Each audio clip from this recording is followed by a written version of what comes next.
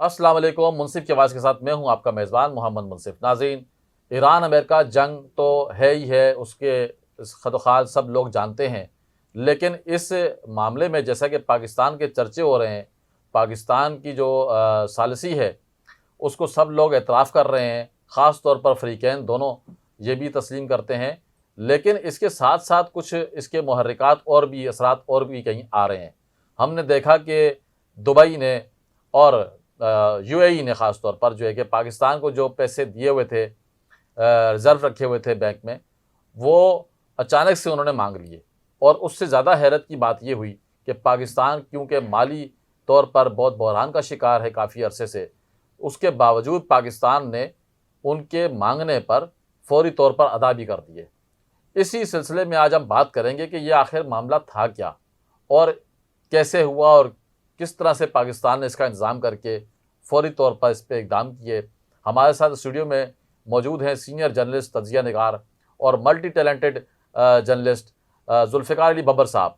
ज़ुल्फ़िकार अली बबर साहब, आपने अपनी मसरूफ़ियात में से वक्त निकाला है, हमें वक्त दिया है, आपका बेहद शुक्रिया और आपको हम खुशामदीद कहते हैं। तो ये बबर साहब, आप बताएं कि ये जो मैंने इंट्रो दिया है अपने प्रोग्राम के आगाज़ में, इससे मुतल्लिक आप बताएं कि मुझे ये इंट्रो देने की आखिर ज़रूरत क्यों पेश आई है और क्या है ये सारा मामला, सुनेरी क्या है, आप क्या कहते हैं इस पर? बहुत शुक्रिया सबसे पहले तो आपका कि आपने मुझे मदऊ किया। देखें, रवायती तौर पर पाकिस्तान के यूएई के साथ बड़े करीबी ताल्लुकात समझे जाते थे और आज भी अगर हम ऑफिशियली मौक़िफ़ यूएई का या पाकिस्तान का लें तो वो यही कहेंगे कि हमारे करीबी दोस्तों में से हैं। लेकिन कुछ अरसे में जो डेवलपमेंट्स हुई दुनिया में और इस रीजन में ख़ास तौर पर, उसने सारी दुनिया की पॉलिसीज़ चेंज कर दी और अब इस जंग के बाद मिडल ईस्ट की पॉलिसी यकसा मुख्तलिफ होगी। आने वाला वक्त बिल्कुल इससे तब्दील नज़र आएगा। उसकी वजह देखें, ये जो पैसे रखे थे 3 अदवार में गालिबन रखे थे। एक तो इमरान खान साहब के ज़माने में लिए थे 2018 में जब वो गए थे। एक इसमें से रकम थी जब शहबाज शरीफ पीडीएम की तरफ से प्राइम मिनिस्टर बने थे, उस टाइम पर रिज़र्व ज़खायर के लिए। और एक रखी हुई थी कोई 96 के पैसे रखे हुए थे उस अच्छा। ज़माने के।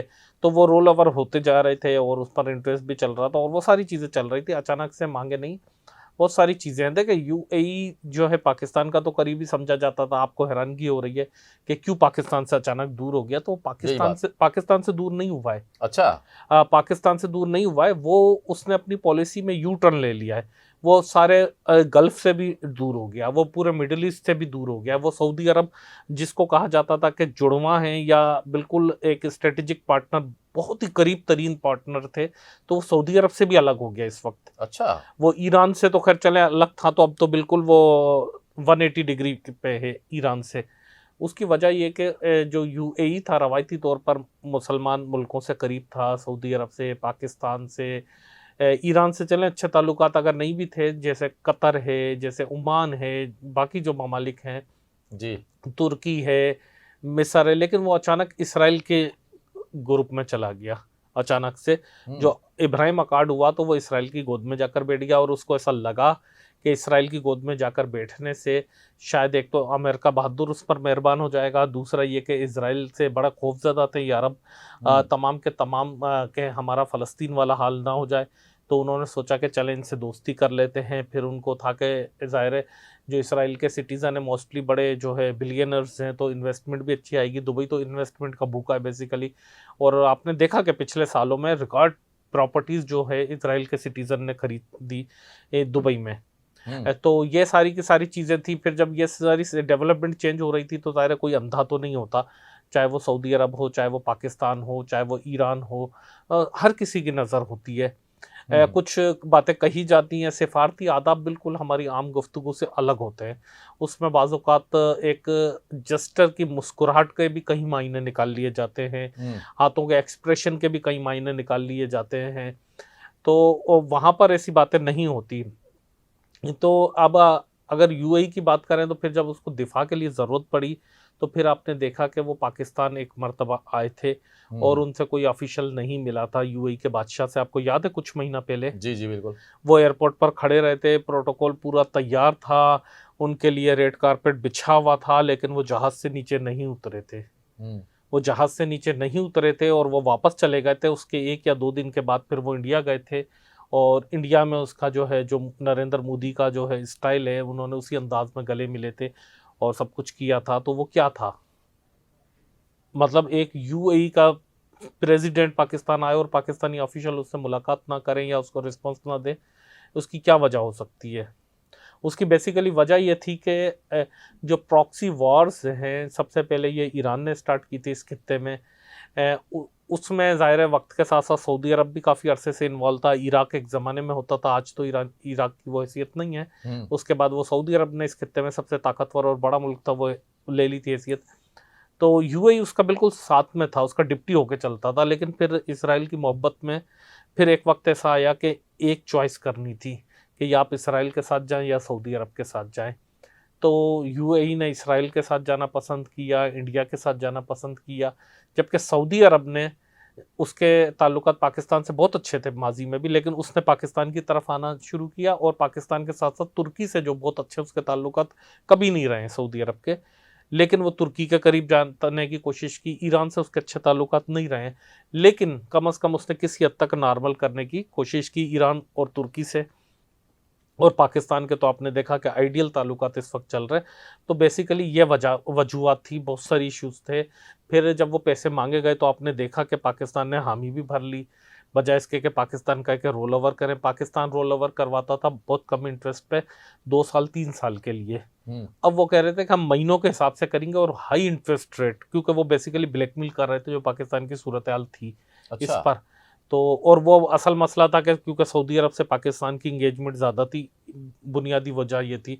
तो ये बात ज़ाहिर है वहाँ के प्रिंस जो हैं शहज़ादा सलमान, उनको भी ये बात समझ में आ रही थी। आपने देखा कि ये पैसे देने से पहले पहले पाकिस्तान के जो मरकज़ी बैंक है उसके अकाउंट में सऊदी अरब की तरफ से उससे ज़्यादा पैसे आ गए और ये पाकिस्तान ने पैसे दे दिए। बेसिकली ये चीज़ है। अच्छा, ये जो एक तासुर कायम हो रहा था और उसका इजहार भी हुआ हमारी सोसाइटी में कि ये जो ईरान और अमेरिका की जंग स्टार्ट हुई, उसमें जो ईरान ने अपने दिफा में अमेरिकन के जो अड्डे यूएई में थे वहाँ पर उन्होंने अटैक किया। और वो यूएई चाहता था कि भाई ये हमारा दिफा जो है पाकिस्तान करे, पाकिस्तान के जेट त्यारे लड़ाके त्यारे यहाँ पर आएँ और अमेरिका के मुकाबले में जो ईरान पर जो अटैक करना है वो पाकिस्तान करे, यानी कि हमारा दिफा कर सके। तो ये ना करने पर, या उनकी डिमांड थी मुबैना तौर पर कि पाकिस्तान ने उसको नहीं माना, तस्लीम नहीं किया, तो इस बदले में या इसकी खार में उन्होंने ये फैसला किया या ये ऑर्डर किया कि भाई हमारे जो रिज़र्व रखे हुए हैं पाकिस्तान के पास वो हमें वापस कर दें, क्योंकि हमारी मुश्किल वक्त में आप काम नहीं आ रहे, तो हम आपकी मुश्किल में काम क्यों आए। देखें, ये उनकी डिमांड उस तरह नहीं थी, या उनकी ख्वाहिश ज़रूर थी, या उनकी ख्वाहिश थी, या डिमांड इंडिया से, क्योंकि एक मुआहदा हुआ था। अच्छा। तो ये डिमांड उनकी इंडिया से बेसिकली थी, इंडिया ने भी ये पूरी नहीं की डिमांड ये वाली। तो अच्छा जी हाँ, ये इंडिया तो ने आप भी, ब्रेकिंग न्यूज़ दे रहे हैं हमें, क्योंकि इंडिया ने भी ये डिमांड पूरी नहीं की। ज़ाहिर है इतना बैलेंस करके चलना होता है। ईरान के खिलाफ जंग में कोई भी नहीं उतरना चाह रहा, यूरोप नहीं उतरना चाह रहा, नेटो नहीं उतरना चाह रहा, तो इंडिया और पाकिस्तान कैसे उतर सकते हैं। तो ये उनकी ख्वाहिश ज़रूर थी, उनकी कोशिश ज़रूर थी, लेकिन ये चीज़ नामुमकिन थी। पाकिस्तान ने सऊदी अरब के लिए उस तरह नहीं उतरा जंग में, पाकिस्तान ने अफ़ाम व तफ़हीम के साथ मसला हल किया। एक तो ये चीज़। दूसरा, बाकी देखें, हर मुल्क की अलग अलग इकॉनमी होती है। पाकिस्तान की मल्टी इकॉनमी है, लेकिन पाकिस्तान बेसिकली ज़राअत का मुल्क है। फिर जो बाहर से हमारे लेबर होती है उसके रेमिटेंस आते हैं। फिर तीसरे नंबर पे हमारी थोड़ी बहुत एक्सपोर्ट जैसे ज़राअत की होती है, या थोड़ी बहुत इंडस्ट्री की, थोड़ा बहुत ऐसा चलता है। हर मुल्क का अलग है। जो गल्फ़ कंट्रीज़ हैं वो जो है तेल के पैसे पे अमूमन चलती हैं, या सऊदी अरब थोड़ा बहुत उससे चलता है, जो हम हज उम्रा करने जाते हैं वहाँ से। यूएई की जितनी भी जो इकोनॉमी थी उसमें से 99% इकोनॉमी जो सारी थी वो टूरिज़्म, वो आपकी होटल की सनत, वो आपकी ये जो एक्सपोर्ट इंपोर्ट और सारा के सारा वो एक आर्टिफिशियल तरीके से जो सिस्टम बनाया हुआ था। वहाँ पर क्या है, दुबई में आप जाकर देखो कुछ भी नहीं है। एक ऐसा ख्वाब बनाया हुआ था कि शायद पता नहीं क्या है, तो उस पर बहस करती थी। यूएई में 90% लोग बाहर के हैं वहाँ के मकामी लोग नहीं हैं, वहाँ के शहरी भी नहीं है, सरकारी जॉब्स में भी बाहर के लोग हैं। दिलचस्प बात बताऊँ दुनिया के, अच्छा सिर्फ लोग नहीं, ऐसा नहीं है कि हम वहाँ जाके मजदूरी करके पैसे कमा के पाकिस्तान भेज रहे हैं, यूएई हम पर एहसान कर रहा है। भाई वो इन्वेस्टर जो हैं वो भी पाकिस्तानी हैं, अच्छा। वहाँ पर जो इंजीनियर्स हैं वो भी पाकिस्तानी हैं, इंडियंस भी हैं, इंडियंस हमसे ज़्यादा है। मैं एक पाकिस्तान की बात कर रहा हूँ, वो भी तो पाकिस्तानी हैं। वो वहाँ पर जो होटलिंग में जाते हैं, होटलिंग यूज़ करते हैं, वो भी पाकिस्तानी है। जो घूमने जाते हैं वो भी पाकिस्तानी है। जो सैर सपाटे के लिए जाते हैं, जो कमाने के लिए जाते हैं, सारे पाकिस्तानी है ना। ऐसा तो नहीं कि दुबई के खुद के लोग वो अयाशी करने जाए, किसी भी काम के लिए जाएं, बिजनेस के लिए जाएं, वो भी तो हैं। तो पैसा तो बेसिकली हमारा ही है, चाहे हमसे मुराद इंडिया का हो, पाकिस्तान का हो, बांग्लादेश का हो, श्रीलंका का, कोई का भी हो। तो उनका अपना तो कुछ नहीं हो, तो बिला वजह एक चौधरी बनकर बैठे हुए। बेसिकली जो दुबई पोर्ट है वो भी कराची के कब्रिस्तान पर बना है। दुबई का पोर्ट जो है या दुबई शहर जो है वो कराची के कब्रिस्तान पर आबाद हुआ है। ये कैसे कह रहे हैं आप? सर कराची के कब्रिस्तान पर ऐसे आबाद हुआ है कि आप 70s से पहले देखें, ना सिर्फ इस रीजन में बल्कि पूरे एशिया में सबसे फाल जो पोर्ट था वो कराची पोर्ट था। सही है, ये बात सबसे ठीक है। फाल था। और आप हैरान होंगे ये जानकर के यूक्रेन से भी ज़्यादा वीट जो एक्सपोर्ट होती थी पाकिस्तान बनने से भी पहले, तो वो कराची पोर्ट से दुनिया में एक्सपोर्ट होती थी। सबसे ज़्यादा वीट अगर एक्सपोर्ट होती थी हिंदुस्तान की भी, तो वो कराची पोर्ट होता था। पूरे हिंदुस्तान का, जब बांग्लादेश, मौजूदा इंडिया, पाकिस्तान सब एक थे, बहुत से खित्ते हमारे साथ। क्या शानदार वक्त होगा वो। तो वो 70s तक रहा है। उसके बाद ख़त्म करते करते वहाँ के बादशाह ने ये सोचा, उसके बाद उन्होंने साजिश की, यूएई वालों ने। हम मुसलमान बिरादर होने के नाते सच नहीं बोल पाते। साजिश के तहत वहाँ पर इन्वेस्टमेंट की, फ्री जोन बनाए, टैक्स माफ़ किया गया, यहाँ के काबिल तरीन इंजीनियर्स को लेकर गए, यहाँ के डॉक्टर्स को लेकर गए, यहाँ के बिल्डर्स को लेकर गए, यहाँ के मज़दूरों को लेकर गए, यहाँ के इन्वेस्टर्स को लेकर गए, यहाँ के पैसे को लेकर गए, यहाँ के एक्सपर्ट्स को लेकर गए। एमरेट्स बनाई तो वो पीआईए के सारे जहाज़ खरीदे, पीआईए का अमला खरीदा, पीआईए का ट्रेंड स्टाफ खरीदा। चाहे उन्होंने अपना पोर्ट बनाया, सी पोर्ट बनाया हो, एयरपोर्ट बनाया हो, या वो सिटी दुबई बनाया हो, वो सब के सब कराची के कब्रिस्तान पर बनाए। कराची का वो यूं समझ लें कि पसीना है, कराची का वो थूका हुआ है। और असल सरमायाकारी के लिए बेसिकली आप भी अगर कहीं पर, चाहे वो कोई इन्वेस्टमेंट करें, किसी भी नौयत की करें, किसी गाड़ी में सामान भेजते हैं, तो आपका सबसे पहला जो जहन में चीज़ आती है कि यार ये खुद कैसा है, इसकी कितनी इज्जत है मोहल्ले में, इलाके में। तो दुबई ने एक आर्टिफिशियल इज्जत भी अपनी बना ली थी कि उसका बड़ा दबदबा है, सरमायाकारी महफूज है और लॉन्ग टर्म सरमायाकारी महफूज है। लोग पागल हुए थे ना, वहाँ मौसम अच्छा, रेगिस्तान, बयाबान, वहाँ होटल्स खड़े कर दिए, शॉपिंग सेंटर, मॉल्स खड़े कर दिए, और ऐसा लगा कि शायद ये दुनिया का कोई अलग सा हिस्सा है। कराची पोर्ट, ग्वादर पोर्ट, ये नेचुरल पोर्ट्स हैं। पहली बात, पोर्ट कासम, ये सारे नेचुरल पोर्ट्स हैं। उसके अलावा पाकिस्तान ने जो इस जंग के दौरान जब सिक्योरिटी का मामला आया, देखिए सिक्योरिटी भी बड़ी ज़रूरी होती है, लोगों का ध्यान उस तरफ नहीं गया था कि जब आपका जहाज़ आ रहा है तो उसको सिक्योरिटी देने के काबिल भी कोई है या नहीं है।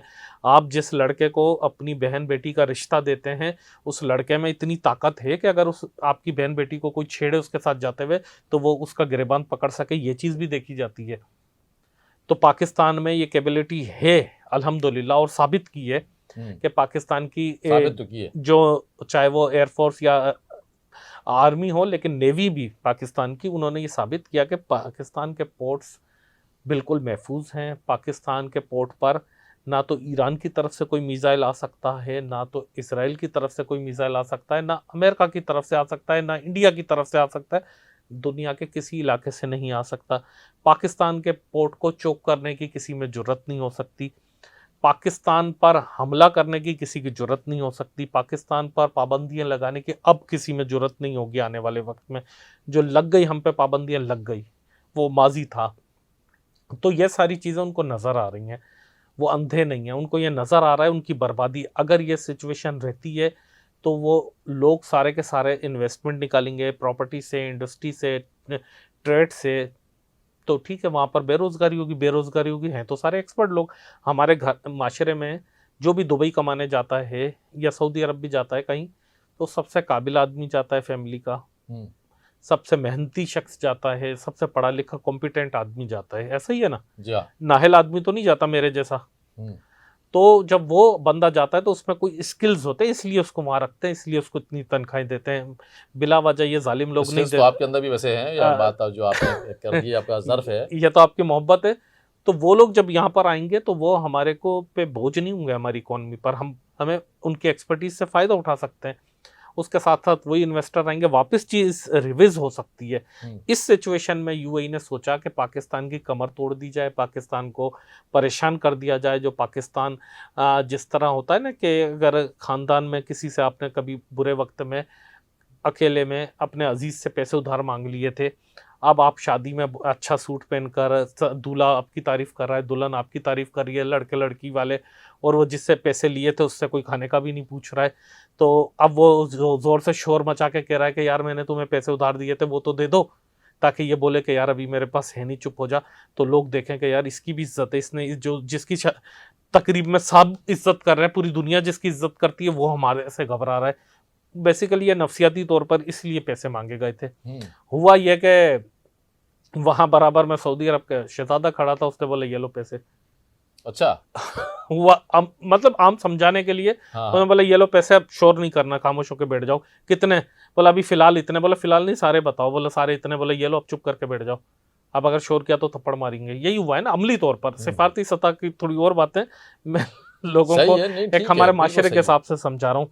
तो अगर इस वक्त पाकिस्तान इस चीज़ को लेकर चलता है और इसको सही तरह समझ सकता है, तो आप बिलीव करेंगे कि ये तीनों पोर्ट हमारे को कम पड़ेंगे, ट्रेड के लिए कम पड़ेंगे हमारे पास। आप बिलीव करेंगे इस 2 महीने में इतनी ट्रेड हो गई कि 3 साल में भी इतनी ट्रेड हमारे पास नहीं होती थी। अच्छा। 2 महीनों में इतनी ट्रेड हो गई कि 3 साल में नहीं होती थी हमारे पास ट्रेड। अभी तो हमारे पास फौरी तौर पर जो हम बना सकते हैं, एक और पोर्ट को तामीर कर सकते हैं जो केटी बंदर वाला है। वो ज़बरदस्त पोर्ट है, सिर्फ उसमें कुछ खामियां हैं, खैर वो उस तरह नहीं, गहरा पोर्ट है वो। कराची पोर्ट और पोर्ट कासम से जो है ज़्यादा गहरा और उस हिसाब से अच्छा पोर्ट है। सिर्फ वहाँ पर कुछ ऐसे मसाइल हैं कि कुदरती तौर पर जब सुनामी और तूफान आते हैं तो वो डिस्टर्ब रहता है थोड़ा। अच्छा अच्छा। तो वो फिजिबिलिटी उस तरह उस पर ट्रस्ट नहीं किया जा सकता, साल के 12 महीने वाला। तो वो अंग्रेज़ों के ज़माने से इसलिए उसको थोड़ा सा इग्नोर किया गया था। कराची अल्हम्दुलिल्लाह ऐसी जगह पर वाक़ई है, ये अल्लाह की तरफ से है कि आपने नोट किया होगा कि बड़ी बड़ी सुनामीज़ आती हैं, बड़े बड़े तूफान आते हैं, कराची को हिट नहीं करते। कभी आपने नहीं इस पर गौर किया कि क्या वजूहत है इसकी? बेसिकली अगर आप कराची का मैप देखेंगे ना निकाल कर, एक तरफ बहरा हिंद है, एक तरफ बहरा अरब है।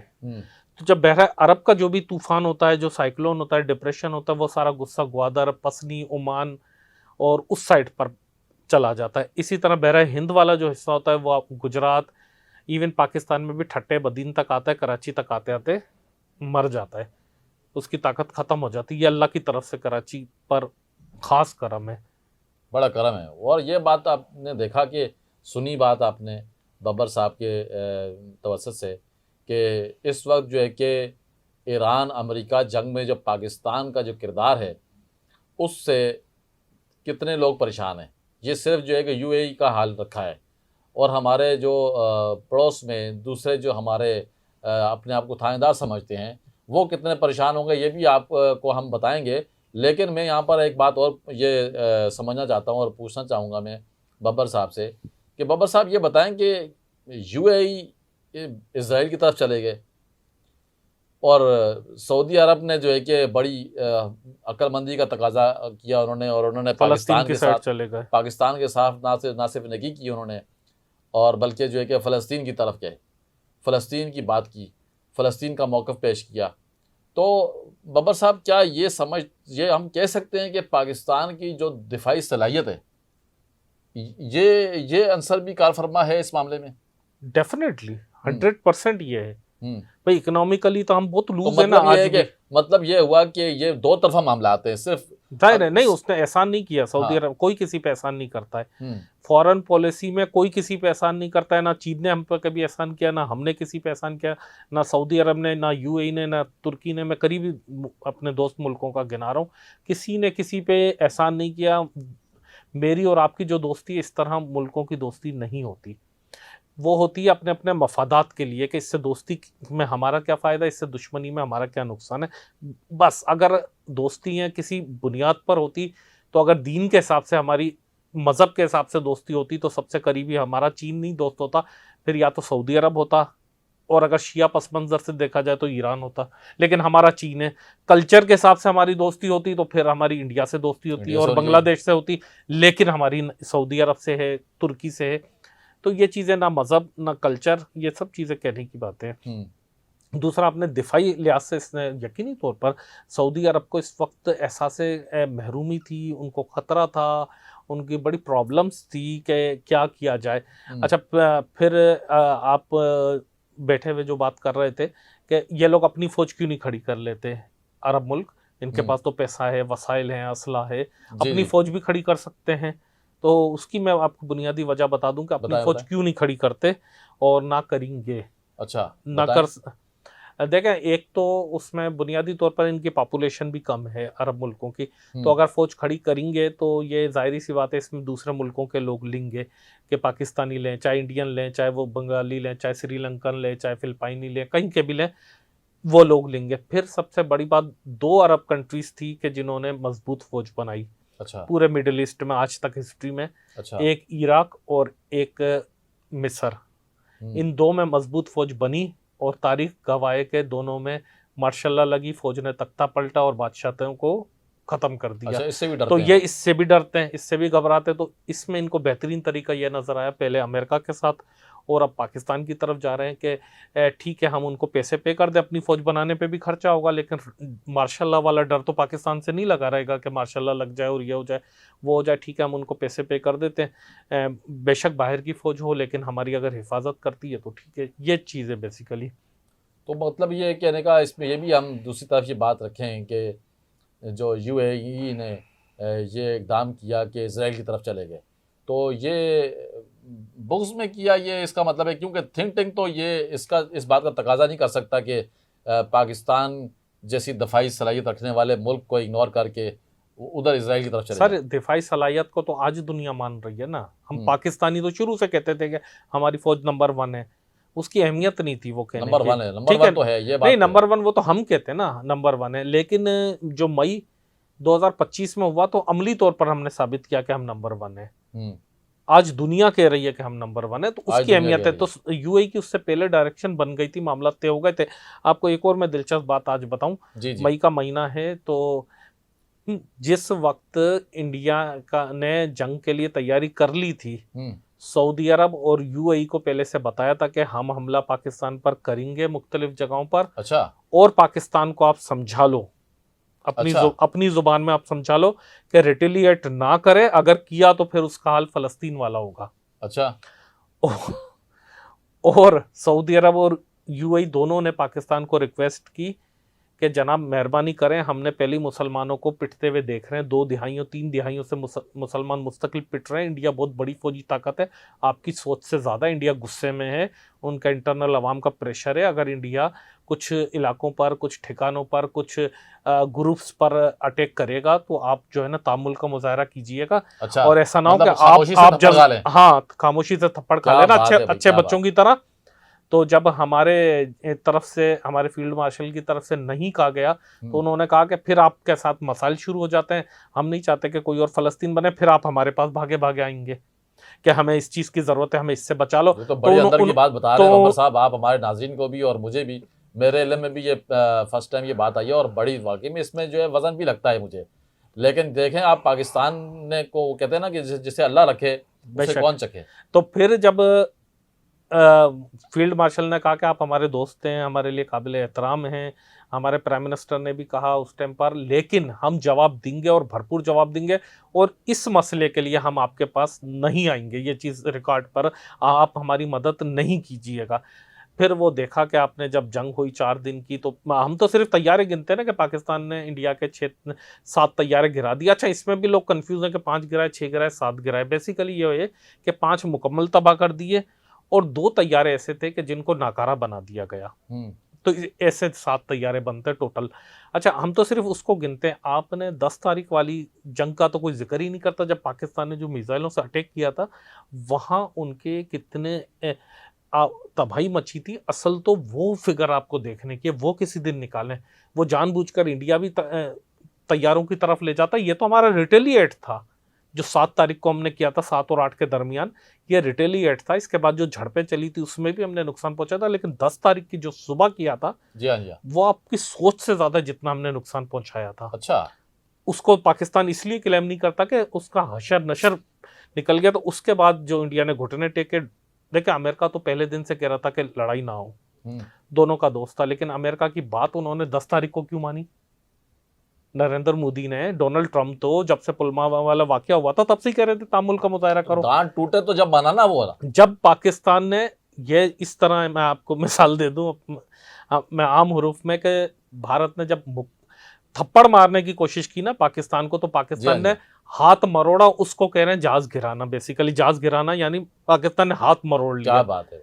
फिर उसके बाद हाथ मरोड़ने के बाद पाकिस्तान ने 3 दिन तक हाथ मरोड़े रखा। उसके बाद पाकिस्तान ने मुक्का रसीद किया मुंह पर। यानी कि पहले शाहीन ने पंजे गाड़े, जब वो मुक्का 10 तारीख को किया है, तो उसके बाद डोनाल्ड ट्रंप दूर खड़े हुए थे, बोला देख मैं तेरे को कह रहा था मान जा, वरना और मार खाएगा। अभी भी चुप हो रहा है, या अगर वादा करता है कि अब शोर नहीं करेगा तो फिर मैं इसको रोकूं। तो नरेंद्र मोदी ने कहा कि आप माई बाप हैं, इसको हटा लें यहाँ से, वरना ये मुझे जिंदा नहीं छोड़ेगा। तो फिर वो सीज फायर हुआ, वो चीजें हुई। नहीं तो 3 दिन 4 दिन तक क्यों नहीं हुआ था? सही बात। उससे पहले क्यों नहीं हो रहा था? पुलवामा के तो 15 दिन के बाद अटैक किया भारत ने। पहलगाम वाला जो वाकया हुआ था उसके तो 15 दिन बाद अटैक किया। तो बीच के दिनों में क्या आपके ख्याल में नहीं कर रहा होगा अमेरिका या बाकी मुल्क कोशिश नहीं कर रहे होंगे? तो जब क्यों नहीं भारत को ख्याल आया सालेसी का? बिल्कुल सही कह रहे हैं। तो ये वाकयात है। फिर जब उसके बाद पाकिस्तान ने शुक्रिया अदा किया फॉर्मली तमाम दोस्त कंट्रीज का, क्योंकि उस टाइम तो 3 मुल्क साथ खड़े थे जंग के दौरान, आज़रबाईजान, तुर्की और चीन। तो चौथा कोई नहीं था, लेकिन पाकिस्तान का ये अखलाक था कि पाकिस्तान ने सऊदी अरब का भी शुक्रिया अदा किया, यूएई का भी किया, अमेरिका का भी किया, सबका किया। तो वहाँ पर उनको बड़ी शर्मिंदगी महसूस हुई।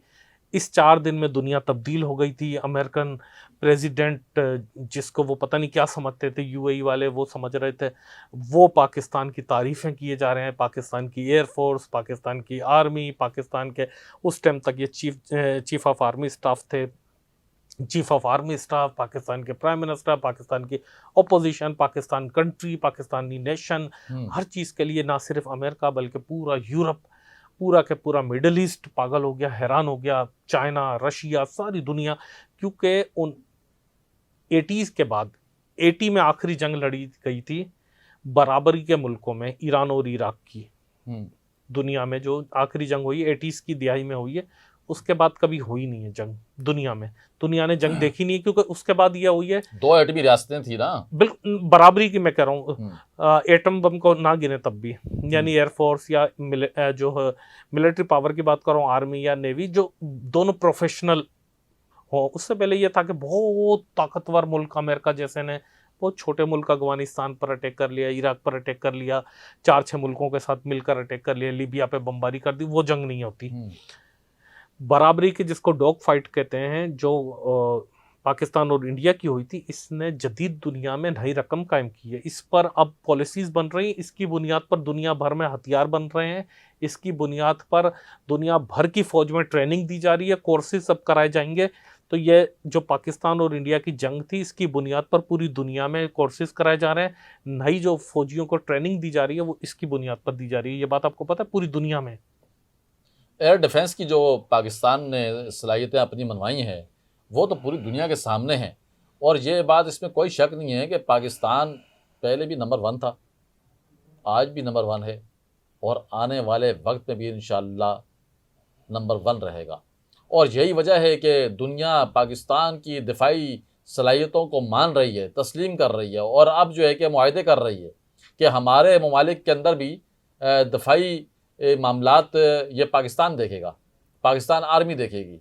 इसका बहुत बड़ा फ़ायदा है। तो नाज़रीन, ये जो मामलात हैं, ये तो छोटे छोटे से जो मुहर्रिकात हैं, असरात हैं, ईरान और अमेरिका की जंग से पाकिस्तान का जहाँ पे ना इमेज जो है कि बेहतर हुआ है, बल्कि पाकिस्तान के पास जो छुपी हुई सलाहियतें हैं उनका भी लोगों ने ना सिर्फ इतराफ़ किया है, बल्कि वो सलाहियतें ख़ुद भी लेना चाहते हैं, पाकिस्तान से हासिल करना चाहते हैं। इसी तरह से जो थिंक टैंक हैं दुनिया भर के, उन सब की तवज्जो जो है कि पाकिस्तान की तरफ हो गई है। और जो दफ़ाई जो असलहा बनता था, एटमी हथियार बनते थे, मिसाइल बनते थे, या ये जो जदीद किस्म के तैयारे हैं, लड़ाके तैयारे हैं, ये बनते थे, ये सारे के सारे वहाँ पर एक तरफ रहे और पाकिस्तान ने अपने पास जो दस्तयाब वसाइल थे उनको जिस तरह से बरोकार लेकर आया है, और वो ही काफ़ी है। इसीलिए हम कहते हैं कि पाकिस्तान अमन का सफ़ीर है। पाकिस्तान जो दुनिया भर के अंदर जो बदअमनी हो रही है उसको मिटाने के लिए, उसको ख़त्म करने के लिए, उसकी जगह अमन को लाने के लिए, कायम करने के लिए पाकिस्तान ने अपने पास ऐसे हथियार और ऐसी चीज़ें रखी हुई हैं जो ना सिर्फ उसका उन बदअमनी का हल है, बल्कि पायदार अमन कायम करने के सारे मामला पाकिस्तान के पास अल्हम्दुलिल्लाह हैं। तो नाज़रीन, आज की ये गुफ्तगू बहुत ही अवामी सतह की रही है, बहुत ही पब्लिक इंटरेस्ट की रही है। इसके लिए हम जुल्फ़िकार अली बब्बर साहब का तहे दिल से शुक्रिया भी अदा करते हैं। हमारे प्रोग्राम में ये आते हैं, तशरीफ़ लाते हैं और बड़ी ज़बरदस्त किस्म की जो है कि बातें करते हैं, मालूमात आप तक पहुँचाते हैं। तो इसी तरह की मज़ीद और मालूमात, दिलचस्प तबसरे, तज़किये और प्रोग्रामात आपके लिए हम लाते रहेंगे। आपसे दरख्वास्त है कि हमारे प्रोग्राम को देखा करें। उसके लिए लाजमी है कि आप हमारे चैनल को सब्सक्राइब करें, बेल आइकॉन को प्रेस करें, कमेंट्स बॉक्स के अंदर अपनी तजावीज़, अपनी तनकीद, अपने मशवरे, अपने कमेंट लाजमी किया करें और जो लाइक किया करें वीडियोस को, ताकि हम हर आने वाली वीडियोस को आपके लिए बेहतर से बेहतर अंदाज में ला सकें। तो नाज़रीन, आइंदा प्रोग्राम तक के लिए हम आपसे इजाज़त चाहेंगे। तब तक के लिए इजाज़त दीजिए। अल्लाह हाफ़िज़।